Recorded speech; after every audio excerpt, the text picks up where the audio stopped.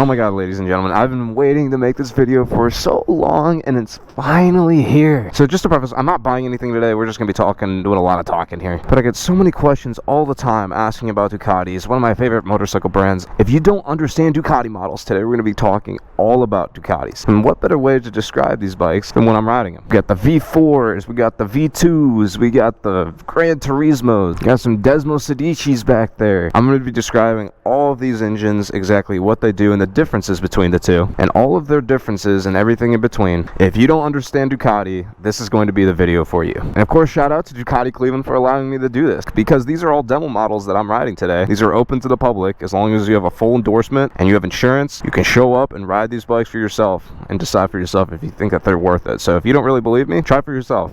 This is the only motorcycle dealership that I know that does demo rides. And with that being said, this is our first victim of the day, Ducati Multistrada Pikes Peak Edition. Now, it's like a Pikes Peak Edition. It's not like a special edition. It's not numbered or anything, but basically the differences between this and the base model, there's a few nicer things. Like, it has a single-sided swing arm, which is something that the new 2025 Panigale doesn't have. It's got forged wheels, so they're lighter. All-in suspension, full electronic. But the main draw to this bike is that V4 Granturismo motor. What's cool about the Granturismo is that it's a V4 motor, which means it's a perfectly balanced motor. These motors are very expensive to make. The reason that these motors are so expensive to make is because you're making 2 cylinder walls, 2 valve covers. Everything's just more expensive because you're making 2 of everything. It's also harder to balance, but once you get it balanced, it's perfectly balanced. These are better motors to drive, but they're just harder to produce. They're harder to manufacture. Ducati doesn't make bikes for a price point. They try to make the best and whatever fits in there. The difference between the Desmo Sedici V4 and the Granturismo V4 is that they're both V4s. They both have similar architecture, but the difference is maintenance intervals. And that's what people don't understand about modern Ducati. Is this Granturismo motor, yeah, it doesn't rev as high. I believe it, so my Panigale V4 that's sitting back there revs to 14,500 RPMs, or right around that. It might be around 15. While this Granturismo V4 only revs to 10 to 12,000. I think the Diavel that has the same motor as this revs to 12,000, but the Pikes Peak Edition only revs to 10. So I hear what you're saying. Oh, it revs lower, so that means it's a worse motor. No, sir. This bike is more expensive than a Panigale V4, and the reason is this motor has valve springs, not Desmo valves, which is Ducati's whole thing is Desmo valve. Matthew, why wouldn't this bike have Desmo valves? Well, let me tell you, it has insane valve service intervals, 36,000 mile valve service intervals, which basically, I don't know anybody with over 20,000 miles on their bike. So basically, when you buy this bike, the lifetime of the bike, you're not going to be hitting that mark unless you are riding this thing constantly across the country. And oil change intervals every 9,000 miles or every year. You're not going to be changing oil on this thing very often. So that's what's cool about these V4 motors. These Granturismos are there's super high maintenance intervals. You can basically neglect these motors and they're totally fine. They love that abuse, and that's been my massive draw to these motors, and that's why I love the Diavel so much, which I've been on record saying that's one of my favorite bikes on sale today. But this bike has the same motor, and so let's start her up. Oh, it's so quiet with that Acura exhaust. You would think it would be louder, but I guess not. So while I'm kind of describing all this stuff to you guys, I am doing a little bit of personal shopping. And I would like to, whatever bike I get next, I would like to make sure is the best bike possible. Oh my god, this thing's massive, dude. Hold on, what the? First of all, I gotta tuck in my shoelaces. Do not want those getting caught in anything while you're riding, so I always tuck in my laces. Oh my god, this first gear, watch how much travel it has. That's so much. Holy crap. I would like to see what electronics I have and what I don't. How does this work? A touch screen. How does this work? So the Multistrada is one of these bikes I'm actually low-key considering. I believe this bike starts at $32,000 though, which is less than ideal. Okay, that's cool. We got a little adjustable windscreen. This bike feels surprisingly nimble. So this is like a 500, 600 pound bike. This is not a light bike at all, but look at this. You just twist it back and forth. What the hell? Those wheels make a massive difference for how twisty and ready this thing is to go. I like this a lot more than the base model. I rode a base model one of these earlier in the year. I had my X on the back. I didn't like it that much, but this feels a lot better, a lot more nimble. I'm very curious to take this to the twisties real quick and see how this thing feels. So this, unlike the sport bike models like my Panigale, this has a gas gauge so you can tell how much gas it has. has this huge screen, which I wish you could get on the Panigale as well, but we just had this massive storm. As you can see, all these lights are still out. We had this massive storm roll through. I think there were 2 confirmed tornadoes, which never happens here in Ohio. We literally never get tornadoes. It's kind of whack, but it's just like a really unfortunate situation. So I'm just trying to stay out of the house as much as possible because we have no AC, no nothing, and it's pretty miserable. Okay, car, you can just come over. God, this thing's so interesting. So this is a V4, but I'm not feeling any exhaust heat like you usually feel on my Panigale. This feels totally fine. Oh, it just eats those bumps up too. Those are usually nutcrackers on my Panigale. This bike just eats it. Watch, I'm gonna look for the bumps. Watch it, there's some massive bumps right here. Nutcrackers. So I'm gonna slow down a little bit here, watch. Very just crisp. Oh my god, it's like the Cleveland man sport bike, the way it's just eating these bumps. You can continue to ride hard as much as you can. What an excellent test for this motorcycle though, hitting these like really, this is usually like a really bumpy road. See all these like individual little lines here? It's usually like, dun, dun, dun, dun. On this bike it's totally fine. It's not that bad at all. This bike has some crazy low end torque, so we're going 40 miles an hour. It just picks up immediately. There's no stutter at all. Very much like the BMW Boxer Twins, except this is a 4-cylinder, so you still get that insane pull up top. Okay, one criticism I can feel of this bike is I don't feel particularly connected to the nature around me. This bike is crazy in the sense that it has all this technology, this gigantic windscreen. It's everything you would want in a long-term, long-distance, sporty motorcycle that you can enjoy and go fast on. Do I feel an awesome connection to the bike? Yeah, of course, but in terms of connecting to the area around me, like I get on my other small bike, my MT-07, like you feel very connected to the road that you're riding on and the area that you're riding around. I feel like riding this bike is more of an experience of the motorcycle rather than the nature and the things around me. When you go out riding on this bike, you're going to go out riding because this bike's awesome, not because you want to just enjoy nature for a little bit, which is fine. There are bikes that are meant to do that. Like my H2, for example. That is not a bike you go out and just enjoy nature on. That is a bike that you go out and you experience the supercharger going. That's why you ride the H2. Excellent bike in the corners. This is blowing me away. You could probably track this bike. High key, you could probably take this to the track. I'm not even joking. It flips over. It's like a sport bike. It's so nimble. And the fact that it has all this extra stuff, like the windscreen, the giant screen, all the technology, the ride suspension, heated seats, heated grips. Oh no, my usual spot's gonna be full. Look at all this dirt and crap on the road from the last storm. I think that this is definitely worth the upgrade over the base model, but is the RS worth it? Maybe. I haven't ridden one of those, but I am thoroughly enjoying.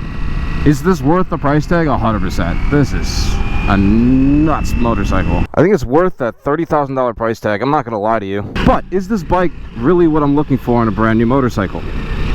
Kind of. This thing is so trackable, like it's so light, you can just flick it back and forth, so controllable, has all the amenities. I'm on a motorcycle that's about as close to a car as you could get, and so I feel very able to handle this. Look at that. You can see the lane blind spot monitoring system right there. See how it's lighting up when I have cars next to me?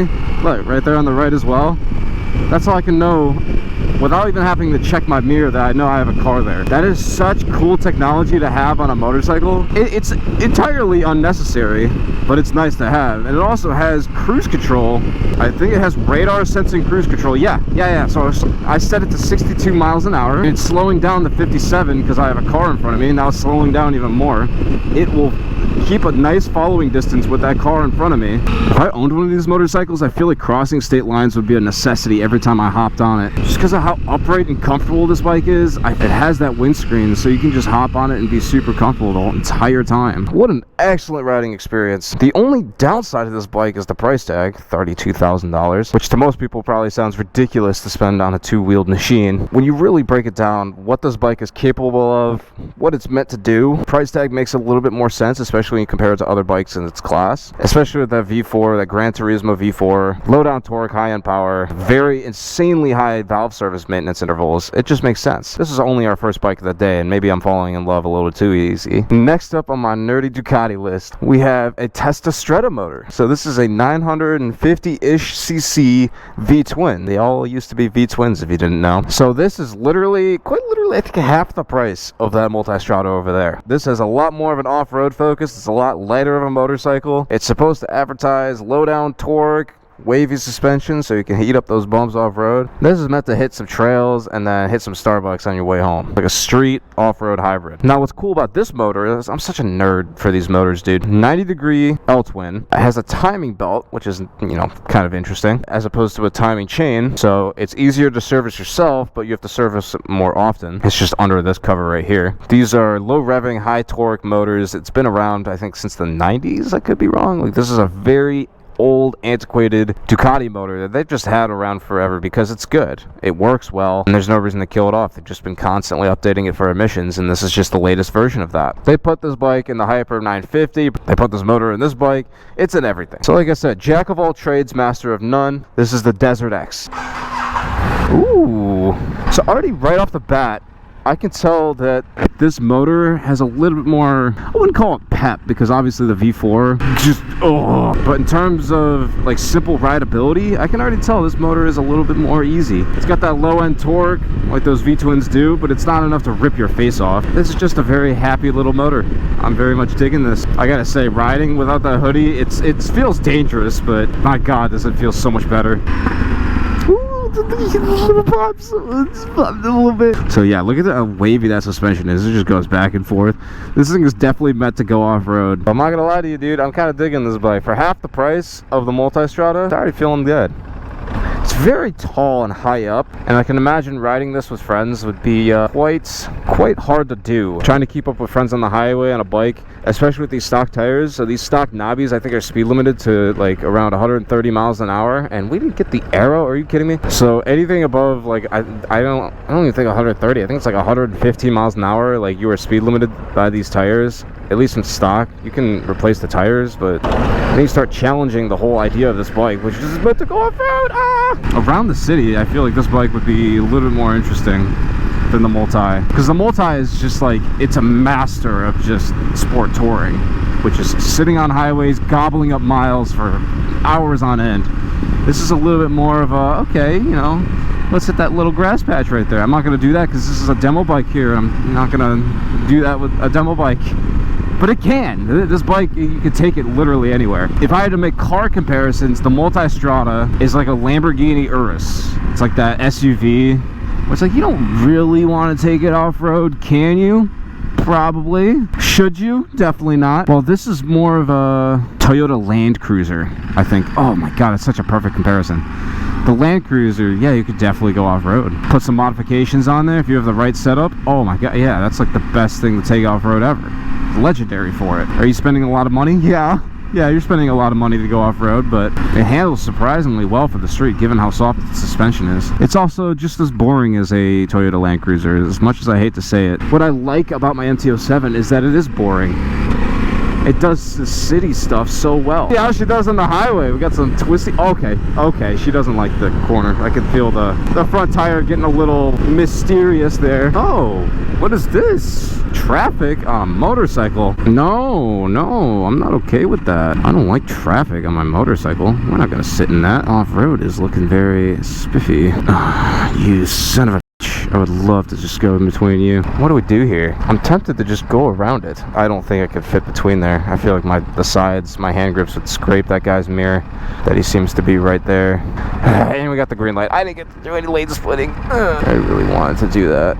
Oh, we might get a chance to up here. No, we might get to. So long, suckers. This feels nice. I like this a lot. All that biker skill, man. Gives me a headache. That was a stressful situation back there. See what I'm talking about? We got this like LA traffic today. It's just like everything's so backed up and it's horrible. Oh, I'm feeling so hungry today. And I've been dying to get some food. But the problem is, since everyone's power is out, everyone's eating out. So I tried to look for one of these areas a little bit more down south to where I can try to get my hands on some food. Because everywhere up north is just a nightmare. And I guess it's just as bad down here. But all the traffic backed up makes it harder to get into a place like this. So I'm hoping... Fingers crossed. Oh my god, yes. Oh my god, I'm so full. I'm actually like super excited to ride this bike back. I don't know why. Oh, it's so tall. If you're a shorty, I highly recommend you not buy this motorcycle. I am 6'1", about 175 pounds, and I am tiptoeing this bike everywhere. It's alright. Yeah, you can just pull out. Well, you'll get it one of these days, I'm sure. You should figure it out. There you go. Oh, 13-point turn. You only had about 3 feet of space. It's okay. You'll get it one of these days. And a girl. Took them a second, but they figured it out. All right, what are we gonna do? We're gonna turn left. I think we're gonna turn left out of here. That seems like the quicker way to go. Go, go, go, go, go, go, go, go, go, go. That's how we do it. Motorcycle. Are you a real cop or are you just a hospital cop? Oh, you're a real cop. Okay. Never mind. My bad, bro. You do what you gotta do. All right, we gotta head back to the dealer now. We're gonna try out probably. I really want to try out the Hyper 950 and I want to try out the 698. Those are the last 2 bikes I'm like really excited to try. I would like to try a Panigale V2, but I don't think it's a true contender for me. So let me come up with a reason of why I don't think I'd personally buy this bike, because I don't think I personally would buy this bike. It's very off-road focused, which you can change about this bike, but so I guess what it really comes down to on this DesertX is that I can't keep up with my friends. If I were to ride this bike, I'm going to be riding this bike alone.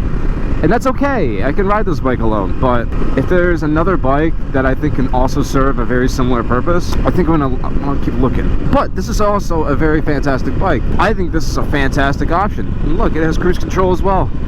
Ta-da! This V-twin is surprisingly smooth. It feels very nice.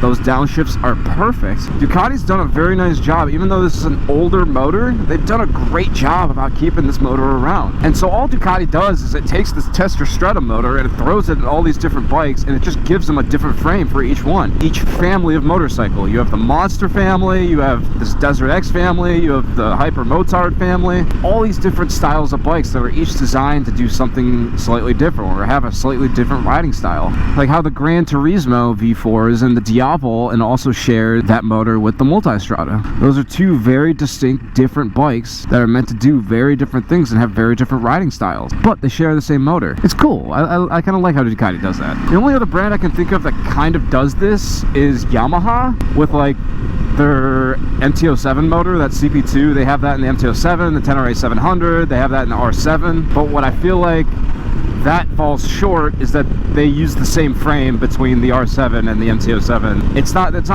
differentiated enough. All they do is just change around the riding position. While these are borderline completely different bikes, they just share the same motor and somewhat similar riding characteristics, but they change the gearing. Like, they change a lot, and I think that that's what's nice about Ducati. Although I can tell that this bike is definitely geared for the street. You're traveling around in 4th gear pretty much most places. And that was the Ducati DesertX. Such an interesting bike. It's a fantastic bike. If all my friends weren't riding sport bikes, maybe had a little bit more off-road experience, would be a little bit more of an easier bike to justify. It looks kind of funky. I like it though. I think it's cool. It's a great bike. Probably one of the better looking middleweight off-road bikes out there. Now next up, I would just love to check this V2 out just for a second. Even if it's just around the block. I gotta know. I owned a V2 a little bit ago, but I just gotta know if it's still as good as I remember. Here we have a key to a 2024 Panigale V2. That was so easy. Again, you guys can just come in and test ride this for yourself. It's not terribly difficult to do. I miss this bike. They're so good looking, dude. I mean, it's just a mini V4, but I mean, you literally have a V4 back there, but just like without the fins, this is like the last of the classic designed V-twin Panigales. Now, a few years ago, I owned one of these. I think it was early 2023. Yeah, actually no, it was last year. It must have been a little over a year ago. I owned a red 2021 V2, and it had an exhaust on it with a really bad tune, and so I had a pretty bad experience, all things considered. And I always regretted it because I know these bikes with an exhaust, or even the stock exhaust, they run way better. Oh, they start so weird. They're so different from any of the other V-twins. So this is a oh no, I forgot to explain the motor. So this is Ducati's Superquadro motor. So the difference is between this and the Testastretta that's in the other V-twins. This is a 959cc V-twin, 90 degrees, the same as the other ones, same as the Testastretta. Completely different architecture. It has a timing chain as opposed to a timing belt. So this is all timing chain, all stuff you really never have to work on. Single-sided swing arm, just like the Panigale V4s. The only difference between this and the V4 is obviously the motor, different screen, different controls, pretty much a completely different bike, if I'm honest with you. This has a lot more in common with the old Ducati race bikes, like the 1299, 1199, the 959, 899. Literally has the same motor. This is the exact same motor that was used in like the 1299, 1199, all their old like super bikes. This is the smaller displacement version of it, so it doesn't make as much power. It's a little bit cheaper for them to make. On my old Panigale V2, whenever you would do that, it would stall out the bike. When these things run correctly, they're great, and so I'm very excited to be ripping on this thing. Okay. I used to have the opinion that the V4 is a better street bike. I can already tell this is a little bit so much easier to control. I almost want another one of these. It really does feel like a 600 when you're riding on it. This is like Ducati's middleweight CC 600 bike, even though it has the 1000 cc displacement. It has about 155 horsepower from the factory. The thing is, it's just an old antiquated motor for Ducati. I believe this motor came out like over a decade ago. It's not as old as the Testastretta, but in terms of their sport bikes, it's pretty old, considering the V4 came out in 2018 and is much more modern. This bike feels great though. Okay, well, it's fine. Not able to find neutral just like any other super bike, so that's excellent. I guess, there we go. Oh, you hear that? Yeah. Yeah, these motors are a little funky. My only gripe with these V2s is that they lack a lot of low-end torque, and so like third gear, carb on it. See, with the stock exhaust, it's so much better. I'm sure you put in the official Acura exhaust with the tune on it, it's gonna be way better. These things want to be revved out. It's a bike with Desmo valves. This is not like the Granturismo motor, which this bike truly has Ducati Desmo valves. This thing wants to be revved out and kept there. Question is, would this be a good beginner bike? I see a lot of rich guys with a lot of money say, oh, this is the bike that they want. This is gonna be their first bike. Is a V2 a good idea for a first bike? I don't think so, bro. I don't think you should buy this as your first bike. I think Ducati, if you really got the money and you want to buy a first bike from Ducati, something that you can grow into, I think that they have other bikes that would be better as a first bike. I don't think anyone should be having 155 horsepower for their first bike. That's just a little ridiculous, in my opinion. This bike has the looks. They are gorgeous machines. I think this is one of the prettiest bikes on the market right now, especially for the same price as an R1. You get that single-sided swing arm. I do think that this bike is more controllable than the R1, has better technology than the R1, but again, I'm comparing this bike to other leader bikes, which you should not be considering for your first bike. It has better brakes than the R1, my goodness. Oh man, I really like riding this bike though. Hold on, this is not that bad at all. I'm actually like really enjoying the feel of this bike. Could it keep up with my friends? Absolutely. This is the perfect balance between a 1000 cc and a true middleweight bike. This thing could keep up with a 1000 all day if you know what you're doing.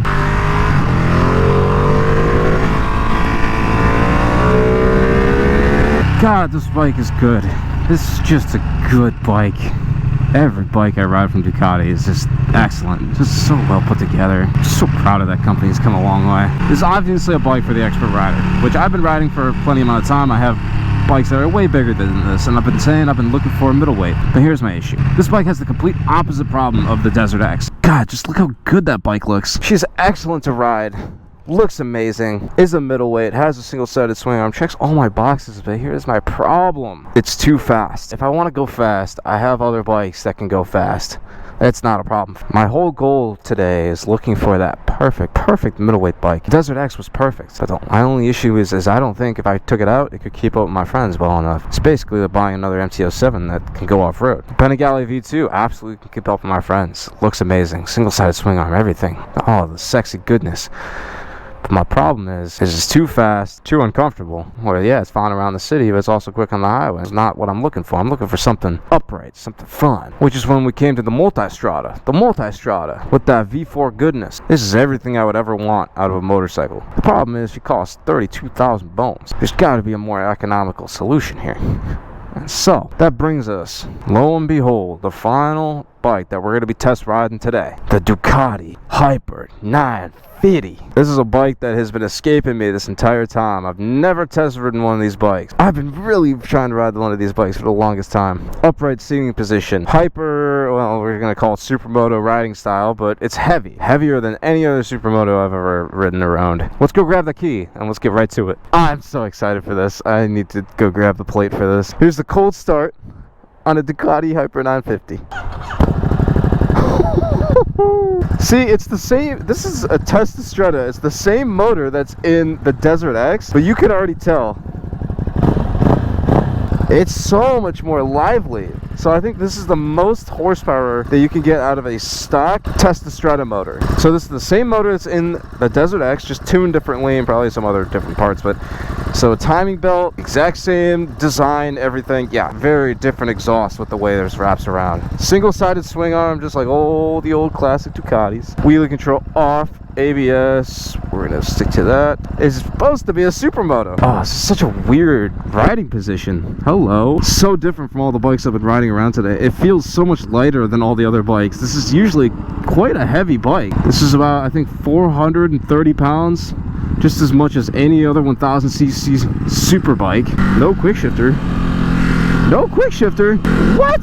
I thought for sure this bike had a quick shifter. We can definitely make do. That surprises me. I really thought this bike had a quick shifter. I guess it really is a supermoto. I'm not complaining. I could ride a bike without a quick shifter. My MT-07 doesn't have a quick shifter.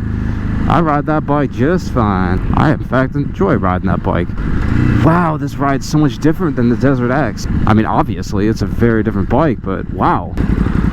This is so different. I actually really like this. Wow, it has such a good vibration to it. I think this is better than the 698. I already feel like I think I'm gonna buy one of these. I think this might be the next bike, dude. I mean, it's a little awkward with the seating position, but wow, quality of it. It does feel like a big MT-07. This is exactly what I was trying to talk about earlier. I don't know if I'm going to include this in the video or not. I think I would rather this be the main focus of the video, but dude, this feels awesome. It's so smooth. It was not what I was expecting at all. This feels a little hard to wheelie. This feels very, like, supermoto-y, though. It's like a weird supermoto flavor on, like, what is supposed to be a naked bike. Come on. Let me get it up. What is stopping it from letting me get it up? I need to play with some of these settings, I think. It's such a unique sound to it, too, compared to the DesertX. It's just like, boom. I love it. This bike is so different in motion. When you're sitting on it in like a showroom, it feels so heavy and sluggish. When you're actually out ripping on this thing, it feels like it's just a little playful animal, dude. Oh my god. I can't believe this is a bike with a single-sided swing arm and like 120 horsepower, dude. This is crazy. Why are you so hard to wheelie? I later found out that this bike has a clutch switch, so it detects when you pull in the clutch and dump it with the throttle fully pinned. It's gotta be something with the throttle, I think. And so as soon as you let go of the clutch, it turns off the throttle temporarily, which is why I was having so many issues trying to clutch up. The bike lets you power wheelie, but I don't like to power wheelie since clutch ups are much safer. It's this like anti-loop feature that Ducati tries to put on some of their bikes, and I don't really like it, and so yeah, that's what's going on. What's going on with this thing? It won't let you clutch it up. I don't know why it's doing that. Let's try high power ABS off. Let's try that. Dude, what the What the Why are you the way that you are? Let's try turning the wheelie control on? What the is going on with this? It's still not wheeling. It's a f***ing wheelie bike. What the It just turns the throttle off. It's so lame. Alright, let's see how this thing does with these little tiny twisty corners. Oh yeah, baby. So the number one complaint I see about this bike online is how uncomfortable it is, but to be honest, comfort is never something I really look for in a motorcycle. Like, I've been riding sport bikes for the longest time. The reason I'm talking about giving up my sport bikes is not because they're uncomfortable. It's just because you can't have fun in situations like this, where I got an open road. I don't want to be going 70, 100 miles an hour through here. I want to be doing exactly what I'm doing, 40. Which is what I think this bike is perfect for. See, this feels like a much better connection to nature. But the Multi definitely felt like a bazooka for a situation that only requires a knife. This feels like the most energetic version of this motor. Like I said, Ducati has multiple different motors that all do very different things. And this is just one of their flavors, but this is a pretty good flavor bike. The throttle response is so touchy on even stock. Such an interesting bike. Yeah, this thing is fascinating. So it's got the Brembo brakes. It's got a little oil cooler down there. The throttle response on this bike is fantastic. This bike feels so good in motion. Got a floppy rear that, honestly, I'm not a huge fan of this painted tailpiece, but I wonder if that's something you can get removed and get replaced with something else. It just feels a little flimsy. I'm nitpicking because I actually really like this bike. And I'm being critical because I'm like thinking of all the things I would actually do to it. This may end up being the bike that replaces my S1000. Oh yeah. This bike is insane, dude. Just around the corners, it just cuts right through. That's amazing. And it's still so much confidence. I think I would invest in the SP model if I had to be honest with you. I think that that's probably the better way to go. But I really enjoyed this. I thoroughly am enjoying this.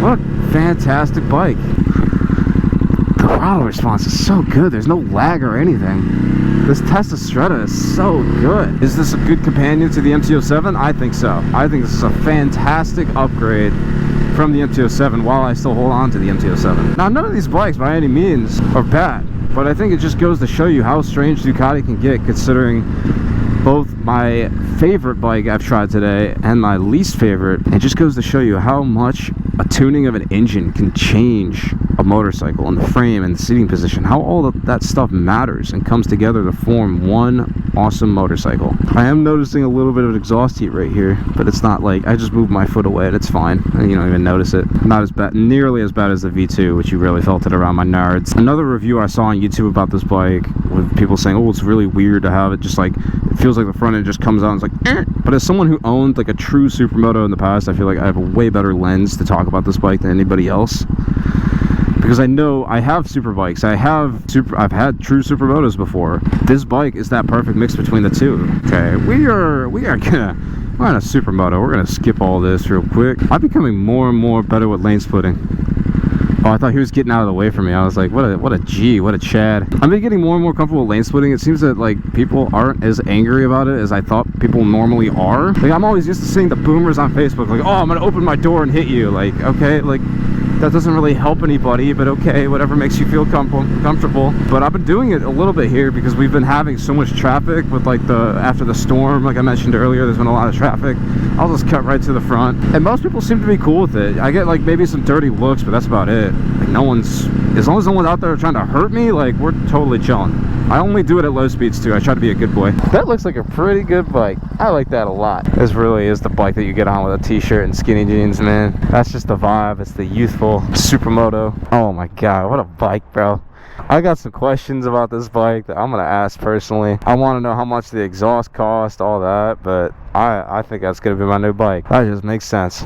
But this is the excellent thing about this dealership that no other dealership does, is that you can come and test ride whichever model that you want to try to see if you like it before you actually buy it. Because I can't tell you how many times I've bought a bike and been like, oh, I don't actually like this, why did I buy this, and have so much regret and turmoil. It's just like not worth it at all. So that's why I highly recommend you guys come here, test ride as many Ducatis as your heart desires, figure out which one you like, and then you can buy it because they have so much inventory. Ducati Detroit just got shut down, so they have all this inventory here. So with that, I think I'm going to end today's video. This has already been long enough, and it's going to be horrible to edit. So I hope you guys liked the video. Hopefully you guys liked my engine explanations and why each engine at Ducati is so important. And I feel like if I ride this Diavel right now, I'm going to end up buying it. You guys, if you want to watch my Diavel review, it is on YouTube somewhere. This is probably one of my favorite bikes ever made. Hope you guys enjoyed today's video. If you want to stick around and find out which bike I actually do buy, I hope you guys subscribe, like the video, and I'll see you guys in the next one because I really love making these videos. And I hope you enjoy watching them. Bye now. Alright, a little bonus clip for those who stuck around to the very end. This is a 2023 Speed Triple Bond Edition at a Triumph dealership that is very close to Ducati Cleveland. I don't think I'm particularly interested in buying one of these, but they are very cool to look at. I think it's very fascinating that they actually have one of these, considering I thought all of these were sold out. Now, I owned a 2022 Speed Triple earlier last year and ended up trading it in for my Ducati V4 for reasons that I explained in other videos, but I just thought you guys would love to see this 2023 Bond Edition up close. It has all the Bond movies stickered all throughout here. 007 stickered on the side, a special stitching right there. Of course, that silver dark gray paint. Just a special little bike. I think Triumph's like the only company that does these like little weird movie spin-offs. But Triumph, I've always been a big fan of Triumphs, but I just don't have any in my lineup. They're probably going to want to talk me into buying this, but I don't think I will do it. As cool as this bike is. Very cool, very cool. Glad you guys got to enjoy this one with me. Anyway, this was just special for anybody who stuck around to the very end. I thought you guys would be interested in this, but alas. Anyway, I will see you guys in the next video. Hopefully we'll find something special next time as well. Bye now. So I just wanted to conclude this video since, you know, this video is recorded in summer. I ended up buying another Ducati Hyper 698. I got frustrated with the Ducati 950 mainly because it was preventing me from doing clutch up wheelies. There are modifications that you can do to the electronics on the Ducati 950 that will allow you to do clutch up wheelies, but I didn't really want to bother with all that, and so I just ended up buying a 698 since it was cheaper, had better technology, and allows you to actually clutch up the bike. And so yeah, I just hope you guys enjoyed this very long video, and I'll see you guys in the next one. See ya.